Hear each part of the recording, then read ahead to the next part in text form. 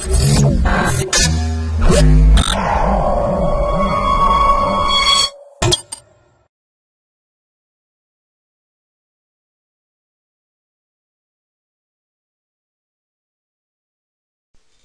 to MyProjectBazaar.com. Let we discuss about the process integrated energy and spectrum harvesting for 5G wireless communications. Let we discuss about the abstract of the project. 5G, 5th generation mobile networks or 5th generation wireless systems denotes the next major phase of mobile telecommunication standards beyond the current 4G advanced standards. 5G has speeds beyond that the current 4G.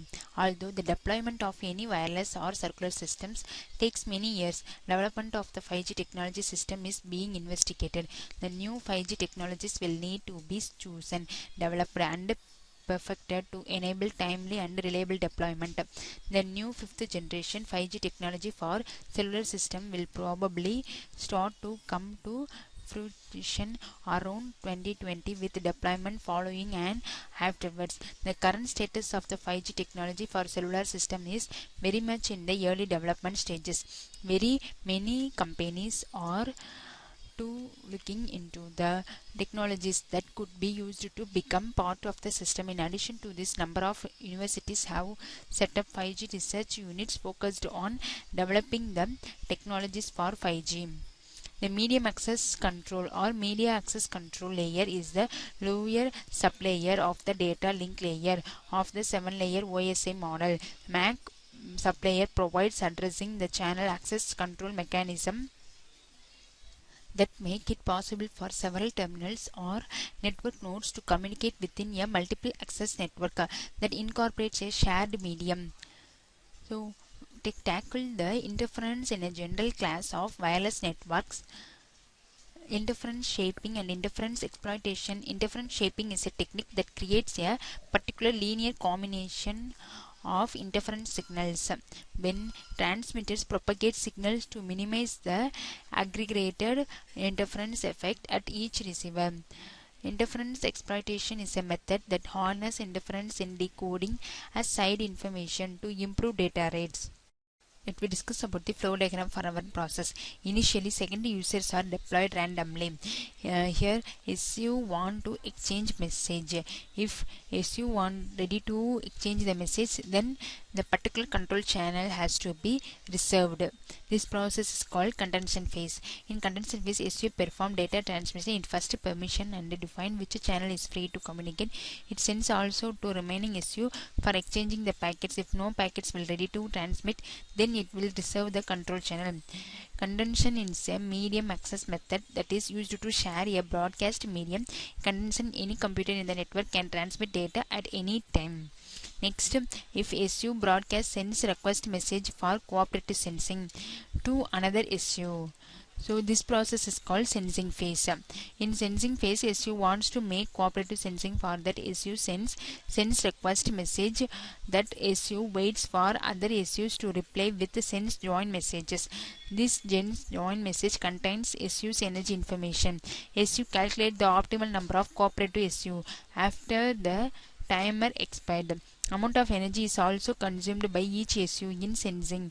After sensed all channels, the particular SU exchanged message with all available cooperative SUs for the list of available channels. Spectrum sensing is one of the main functionalities of cognitive radios to find transmission opportunities without interfering primary users' transmission. More accurate and efficient the spectrum sensing is, higher the throughput of secondary and primary network is achieved. CSMA based cognitive MAC protocol integrating with SDCSS to enable efficient spectrum sensing among SUs. Finally, if once SU accept cooperative sensing, then the data transmission will be performed.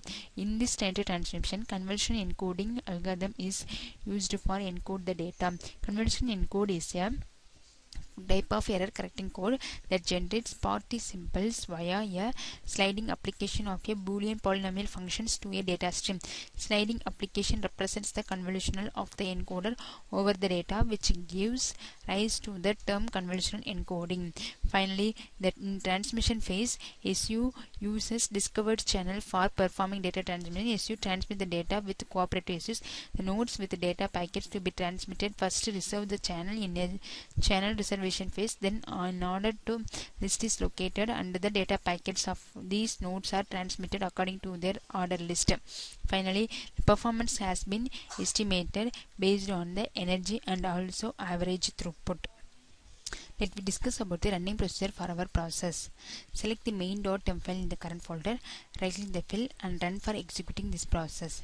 Here we have to enter the message which has to be transmit.